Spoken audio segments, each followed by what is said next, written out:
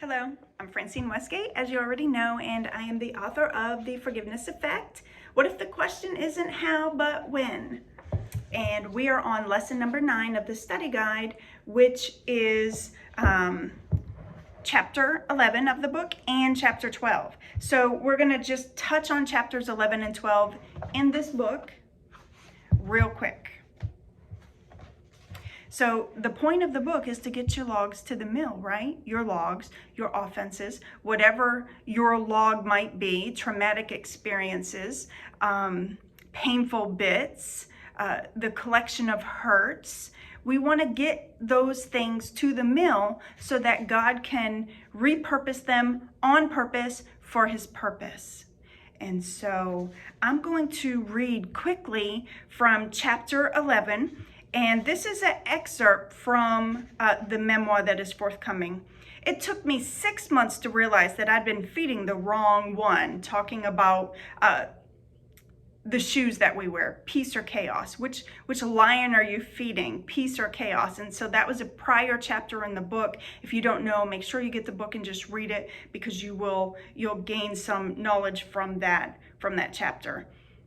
So it took me 6 months to realize that I'd been feeding the wrong one. My soul was dirty and caked with bitterness and muddied from the injustice of it all. It was time for me to take out the wire brush and clean the spikes on my cork boots. In April of 2000, the sun splayed through the stained glass window like fingers on God's outstretched hand reaching for me. The small of my back pressed into the hard pew.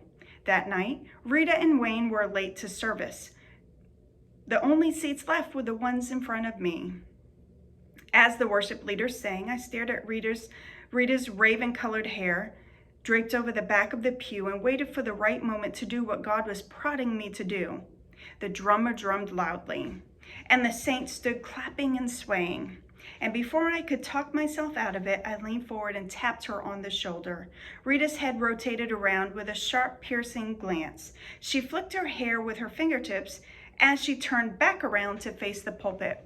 Knowing she never admitted to robbing my house, I knew I was taking a risk, but I trusted the still small voice that told me to forgive. Trusting my gut, I leaned forward and tapped her again. Her head rotated around, and this time she mouthed, "What?" And before she could turn back around, I quickly motioned for her to come sit with me. She rolled her eyes and sighed, but then stood. I took a deep breath and watched as she made her way back to me and sank down beside me. "What do you want?" she said with downcast eyes. "I want to tell you something," I said with a pause. She tilted her head, her brow made a question mark, and she peered up at me over her wire frames as if to ask, "What is it?" Without warning, I threw my arms around her, pulled her close in a warm embrace, and with tears streaming down my face, I whispered in her ear the 9 words God gave me. "I forgive you. I release you of your burden." Rita broke like a communion wafer and began sobbing in my arms. And in deep, broken breaths, she cried, "I don't understand. Why would you forgive me? I'm the one who did you wrong." I could taste the salt at the back of my throat. "It's okay," I said as tears ran down my face. "I forgive you." Right there in the middle of song service, the log jam broke, and for the first time since Halloween, we stood and worshiped together and sang. I lifted my hands toward heaven and looked up as I sang. A strange, barely visible shadow floated upward from where I stood, like the black smoke from an untrimmed wick. And when it reached the ceiling, it disappeared, leaving me with an overwhelming sense of peace, joy, and love. I was free. So this book is about getting your logs to the mill, getting your offenses to the place of completion where God can use them. He wants to use your suffering. He wants it to be retold through the lens of Christ so that we can give others hope.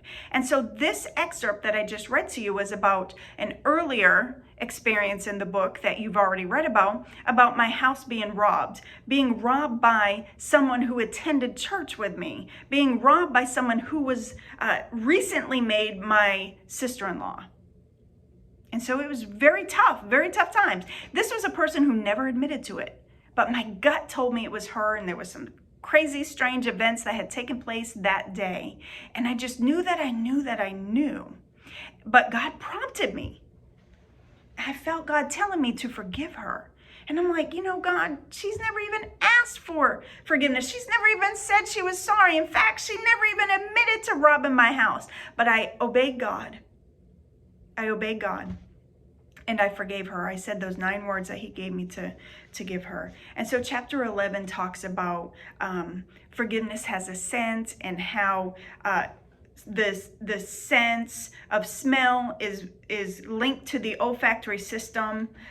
So you can read that part on your own. I'm not going to go into it. But look, you got to get your logs to the mill. You got to forgive the people who have hurt you, whether it's perceived or real. Our hurts, sometimes they're perceived. Sometimes our hurts aren't even real hurts. The person don't even know they hurt you.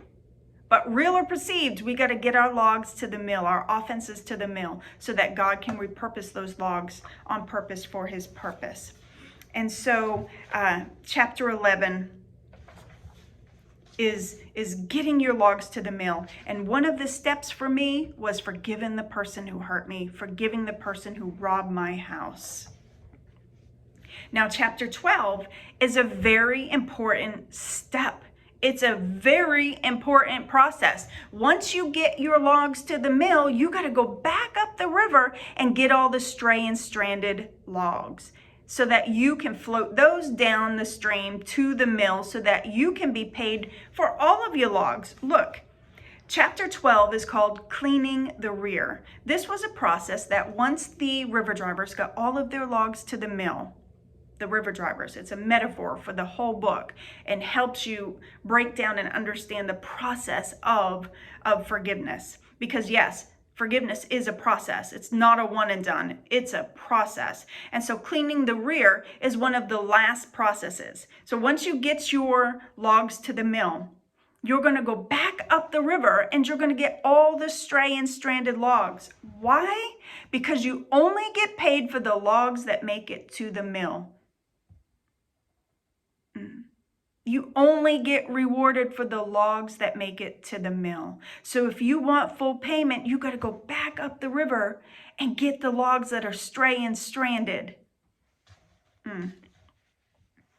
And so, although I had forgiven Rita, the person who robbed my house, there was still one very important step left in the process to forgive.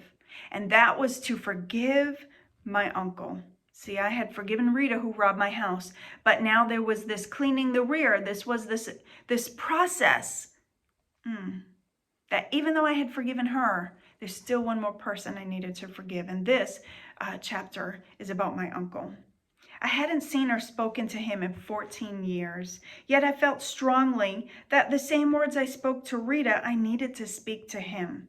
Due to the sensitive nature, I wasn't sure how to reach him or who to call to get his contact information without sounding the alarm or making the extended family think the troublemaker with a capital T had reemerged. Now, see, my uncle, I had moved to Virginia when I was 17, and we were from Maine. So I grew up in Maine, and that's where my uncle lived, and that's where he passed away at, was in Maine. And so I didn't want to sound the alarm. Here I am in Virginia. I didn't know how to get his contact information, but God had been dealing with me to forgive him. But I didn't know how to reach him. I didn't know his phone number. I didn't have an email address. We didn't have Facebook and social media and things like that back then. So I didn't know how to be obedient. And so I wanted to obey. I just didn't know how to do it. I didn't want to call. I didn't even want to call if I had his number and have that awkward moment with his wife answering and being like, yeah, it's me. And can I talk to my uncle? There's something I want to tell him. Because what if she didn't know that the abuse that he had done to me? What if she wasn't aware he went to jail or for sexual abuse? What if she didn't know he spent 20 days in jail for 20 years that it took me to overcome what he had done? And so I didn't really know how to do it. But it's not that I didn't want to be obedient. I just didn't know what to do. The how came a few months later when the phone rang, and I knew it was now or never. The time had come to reach back into the past and retrieve all the stray and stranded logs and float them downstream to the mill. The phone call that changed my life went like this. It's Mom. I can tell by her cough. I hear the flick of the Bic and wonder what number she's on for the day. She smokes, and not in a charming Hollywood kind of way, but more like a guppy sucking air way. First the unfiltered, then the filtered, before switching to the light. And the phlegmy cough? Not the cigarette's fault, never is. Allergies or pollen or something like that. Mom clears her throat. Hope you're sitting down. Her words, coupled with her thick Maine accent, send shivers up my spine and into my hair. My heart pounds. Is Dad all right? Your uncle's had a massive heart attack, and the doctors don't expect him to make it. Serves him right. Hope he dies. He'd be doing us all a favor then. Uncle Jerry? Memories flood my head and my heart. Unpleasant memories. Memories of pain and rejection. But something surges past the memories. Regret. He can't die. I haven't told him I forgive him yet. A series of loud hisses snake through the phone from Mom's lips to my ears. That man's a monster. I thought you'd be happy. Your sisters sure were. Why, Pauline said she'd go to his funeral just to spit on his grave. Mom answers. Mom's answer doesn't surprise me. A lot of people would tell me that my uncle did the unforgivable. Yet, my eyes well. Without answering her, I ask, do you know which hospital? Mom talks fast and angry. After all he did to you girls, after all he put our family through, you're gonna forgive him? He's never so much as said he was sorry. You're a fool, Francine, a fool. I forgave him a long time ago, but I need to tell him, I say. Go ahead, call him. He's at the Portland hospital. Do what you want, but don't say I didn't tell you so. The call ends, and a lump invades my throat. I think of the other guys who took what wasn't theirs, and Aunt Mabel, who was pure evil. I might not be able to make it right with them right now, but this thing I could. Before talking myself out of it, I force my fingers to dial 411. The silence stretches, and I wait for the operator to connect me. My hands tremble without permission, and butterflies freestyle in my stomach. Voices, so many voices entangle my thoughts. Should I be doing this? What if he doesn't recall, or better yet, what if he denies it all? I listen for him to say hello and gaze out the kitchen window at my 3 boys, Miles, Seth, and Ethan, playing baseball with their dad and tagging bases marked with shoes. I smile at how fortunate I am and find myself remembering and welling up. I remember when I was 11 and the doctor saying the damage is too great. I don't know if she can have children. I remember Mom crying. I remember in detail the little brown house with the mustard-trimmed door, tucked between Grandma Dodge's farmhouse and Aunt Mabel's trailer in Canaan, Maine. The backsides of our properties fenced in by Grandpa's junkyard, with a thin stretch of pines separating the garbled meadow from our view, and cornfields bordering both sides, one to the left of Grandma's house, and to the other side, to the right of Mabel's trailer. But now I'm back. My hands shake and I press the receiver against my ear and stare out the kitchen window. Hello? A weak and gravelly voice says, it's him. A sinking feeling comes over me, and I remember the 2 dimes and a nickel he always gave me, the mafia-style car, the 6-legged octopus, the green school bus, and the spring of '87 when warm chocolate chip cookies exchanged hands. I was 13. The sound of his voice makes me feel small, like it's me, David, and him, Goliath, again. Fear pumps through my veins like it did when I was small, and I push the button to end the call. Despite the sweaty palms and knot in my throat, I summon the courage to dial him back. And when I hear his voice the second time, I breathe deep and say in one breath, this is Francine, please don't hang up. I pause and listen, no dial tone. So I keep going. I forgive you. I release you of your burden. Once the words are out, I feel my heart thud against my chest. These are the words I've wanted to say for some time. These are the words that I needed to say to set me free. I press the phone against my ear and wait for a dial tone. When there is none, I quickly say, we both know it hasn't done your heart any good carrying this burden around. Do you know what burden I'm referring to? There's a long pause, and I add, I know you're not alone, because I can hear others in your room. So if ayat is the only answer you can give, then ayat is fine with me. His breathing is labored, and I count in my head 1 Mississippi, 2 Mississippi, 3 Mississippi, 4 Mississippi, before he responds with ayat. I squeeze the receiver in my hand and push back the urge to weep out loud. I know the doctors don't expect you to make it through the night, so I want you to know I'm praying for you. Thanks. I need all the prayer I can get right now, he says. I gaze at the plush green fern growing on the porch and am drawn back to the relentless winters in Maine, where the true sign of spring was not a day marked on the calendar, but by the emerald green fiddlehead. All ferns start with the fiddlehead. The fiddlehead is a fern before it unfolds. Goodbye, I say as I pick up the pen and begin to write, glad that this season of my life has finally drawn to a close. So that's an excerpt from my forthcoming memoir.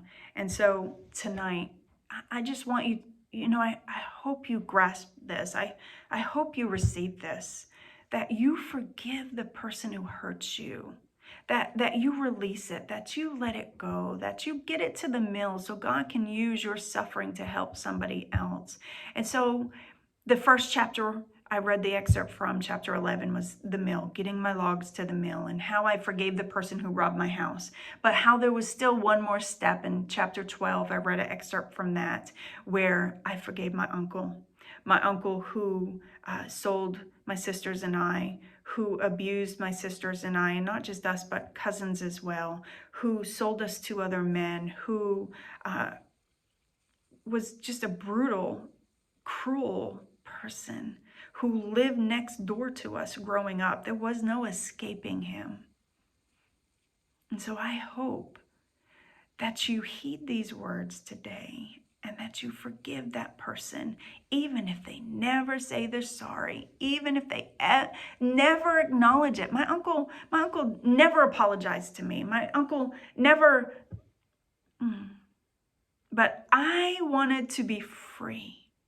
And because I was able to get my logs to the mill, and because I was able to do the process of cleaning the rear, going back up the river to get all the stray and stranded logs, and forgive my uncle, I'm able to be here on camera today and tell you that, look, God can use your suffering. He can use it to help somebody else. And because I went through the process of forgiveness, I get to help you today. So I hope you have a wonderful rest of your evening. It is super late. I think it's after midnight.